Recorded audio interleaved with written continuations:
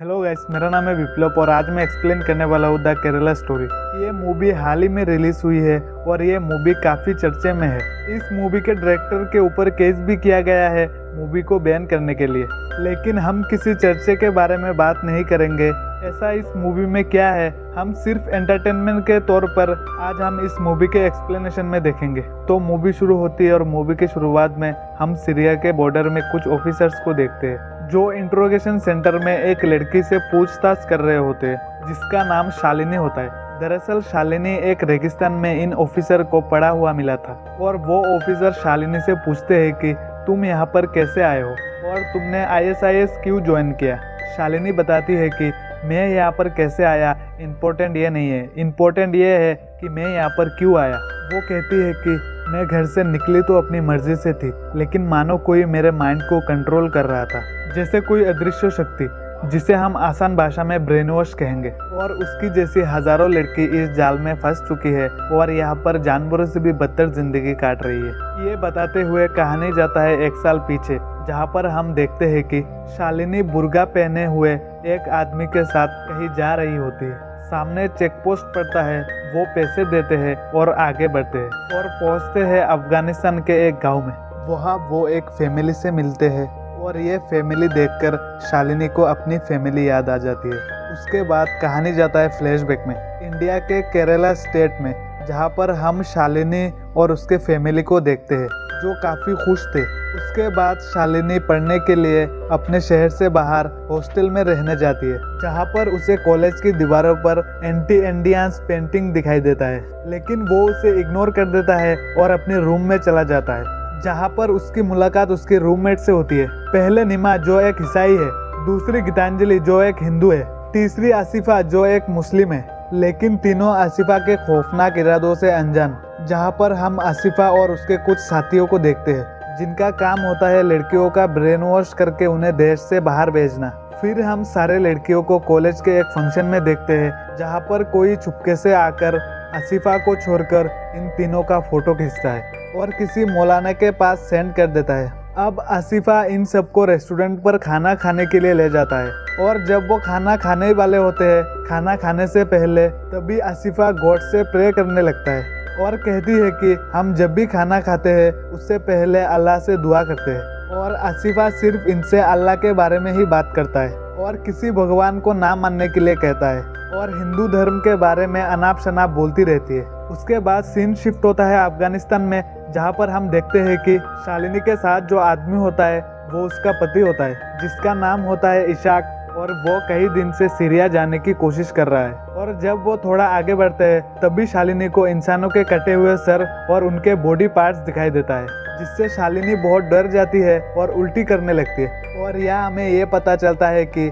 Shalini pregnant है और उसके पेट में जो बच्चा है ये उसकी पति का नहीं बल्कि किसी और का है, और उसकी पति इशाक टेररिस्ट ग्रुप से मिला हुआ है और यह अफगानिस्तान में ट्रेनिंग लेने के लिए आया है। अब वो दोनों एक घर में जाते हैं जो रहने लायक भी नहीं होता, लेकिन शालिनी उस घर का साफ सफाई करता है, तब थोड़ा ठीक लगता है। तब भी इशाक पीछे से आकर शालिनी को पकड़ लेता है और उसके साथ जबरदस्ती करने लगता है, ये जानते हुए भी कि शालिनी प्रेग्नेंट है। शालिनी उसे रोकती है और कहती है कि हमारे धर्म में किसी भी चीज को जबरदस्ती नहीं करना चाहिए, लेकिन इशाक उसकी एक भी नहीं सुनता और उसके साथ जबरदस्ती रेप करने लगता है। उसके बाद इशाक किसी टेररिस्ट एक्टिविटी के लिए निकला होता है, तभी शालिनी मौका देखकर घर से बाहर निकलती है और मदद मांगने की कोशिश करती है। तभी रेगिस्तान में एक औरत को मार दिया जाता है क्योंकि उसने भागने की कोशिश की थी, और एक औरत का हाथ काट दिया जाता है क्योंकि उसने लिपस्टिक लगाई थी, और उसके पति का गला काट दिया जाता है क्योंकि उसने लिपस्टिक लगाने की इजाज़त दी थी। यहाँ शालिनी को हुसैना नाम की एक औरत मिलती है और वो कहती है कि तुम यहाँ पर अकेला क्यों घूम रहे हो। शालिनी कहती है कि तुम भी तो अकेले घूम रही हो।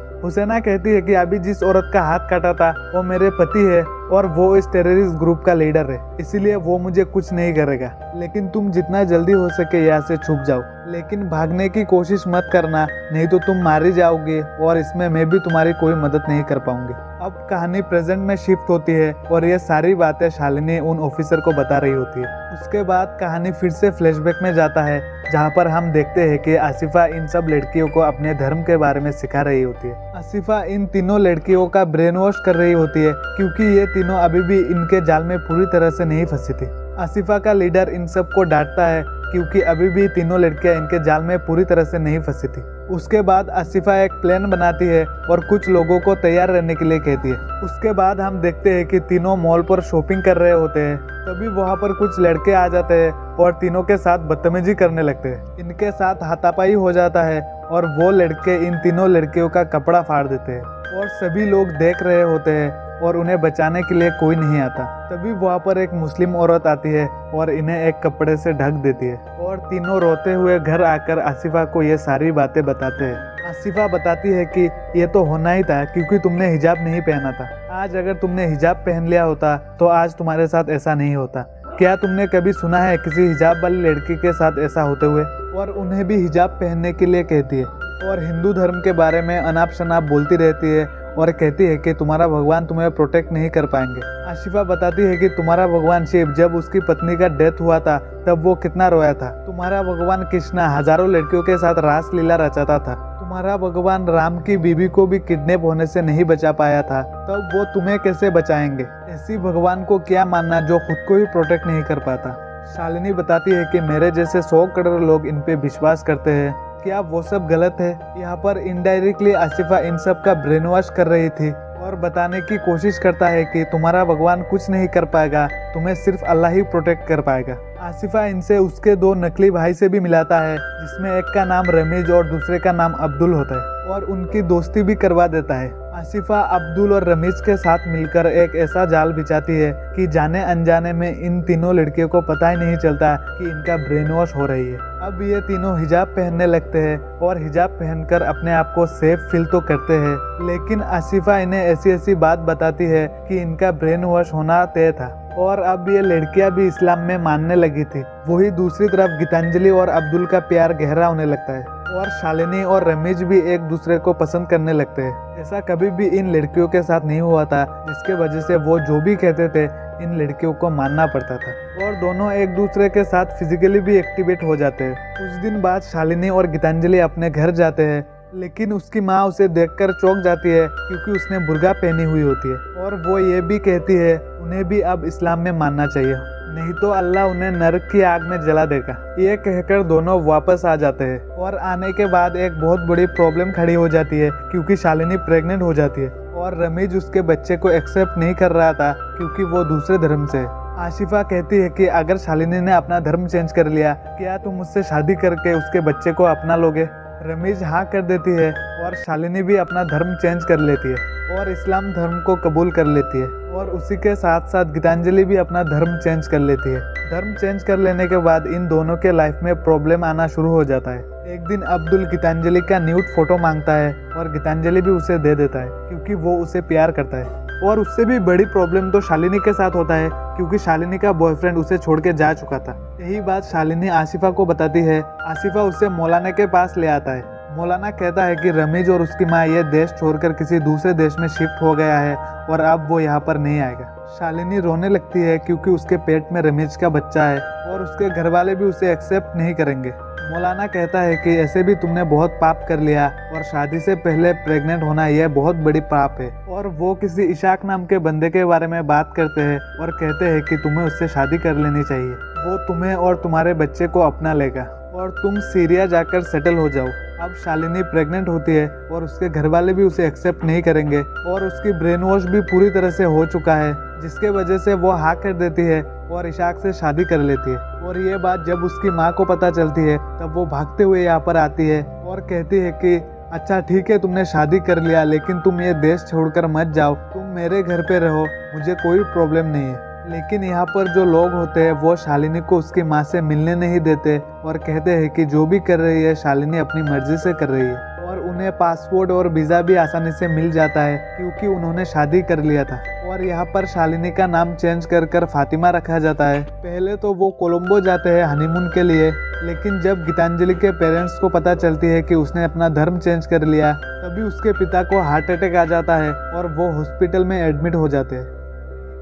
और यही बात गीतांजलि आसिफा को बताती है और कहती है कि मेरे पिता इस्लाम को नहीं अपना रहे हैं, यानी वो काफिर है और अब मैं उनके पास नहीं जाऊंगा। आसिफा बताती है कि काफिर होने का गुनाह तब तक माफ नहीं होगा जब तक उन पर थूका नहीं जाएगा। ये सुनकर गीतांजलि अपने पिता के पास हॉस्पिटल पहुंच जाती है और उन पर थूक कर आ जाती है। इसी दरमियान अब्दुल गीतांजलि को सीरिया जाने के लिए कहता है, लेकिन गीतांजलि मना कर देती है और कहती है कि मैं अपना देश छोड़कर कहीं भी नहीं जाऊंगी। और दोनों के बीच बहस होने लगती है और गीतांजलि को शक हो जाता है और उसे पता चल जाता है कि अब्दुल का इरादा कुछ और ही है। अब्दुल उसे धमकी देने लगता है और कहता है कि तुम्हें इसका अंजाम भुगतना पड़ेगा। गीतांजलि फोन रख देती है और सब कुछ छोड़ छाड़ कर अपने घर चली जाती है और उसके घर वाले भी उसे एक्सेप्ट कर लेते हैं। इसी दरमियान गीतांजलि एक दिन न्यूज़ देख रही होती है जिसमें एक आदमी ने किसी लड़की का न्यूड फोटो पूरे देश में वायरल कर दिया था और ये फोटो गीतांजलि का होता है और अब्दुल ने इसे पूरे देश में वायरल किया होता है। ये देखकर तो उसका होश ही उड़ जाता है और शर्म के मारे डिप्रेशन में जाकर सुसाइड कर लेती है।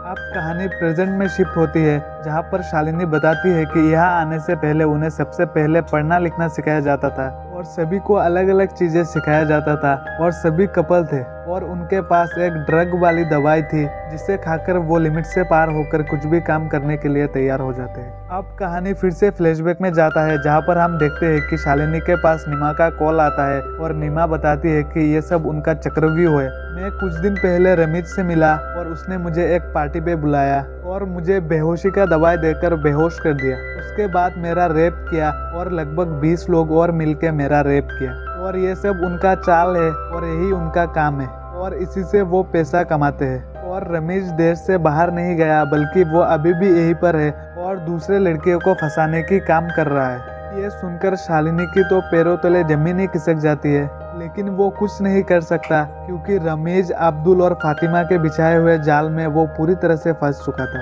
अब सीन शिफ्ट होता है अफगानिस्तान में जहाँ पर हम देखते हैं कि शालिनी का एक बच्चा पैदा होता है और वो लोग उस बच्चे को ले लेते हैं और कहते हैं कि तुम्हारा पति शहीद हो चुका है और उसे एक दूसरी जगह ले जाया जाता है जहाँ पर उसकी जैसी और भी बहुत सारी औरत होती है। वहाँ पर उसे एक औरत मिलती है और वो कहती है कि वो भी इंडिया से है और उसकी पति की भी मौत हो चुकी है और यहाँ पर जिस भी औरत का पति मर जाता है वो इन लोगों का गुलाम बन जाते हैं जो उन्हें डेली नोचते और रेप करते हैं। कुछ देर बाद शालिनी को एक आदमी लेने आता है और उसे ले जाता है और उसके साथ कुछ लोग मिलकर बहुत बुरी तरह से रेप करते हैं। दूसरे दिन शालिनी और कुछ औरतों को एक दूसरे जगह ले जाया जा रहा होता है। तभी शालिनी मौका देखकर साथ में और 2 औरतों को लेकर यहाँ से भाग जाती है। वो आतंकवादी इनका पीछा करते हैं और उन 2 औरत को पीछे से गोली मार देते हैं, लेकिन शालिनी रेगिस्तान में भागती रहती है और भागते भागते एक जगह पर जाकर रुक जाती है और बेहोश होकर गिर जाती है। फिर उसके बाद एक ड्रोन का नज़र उस पर पड़ता है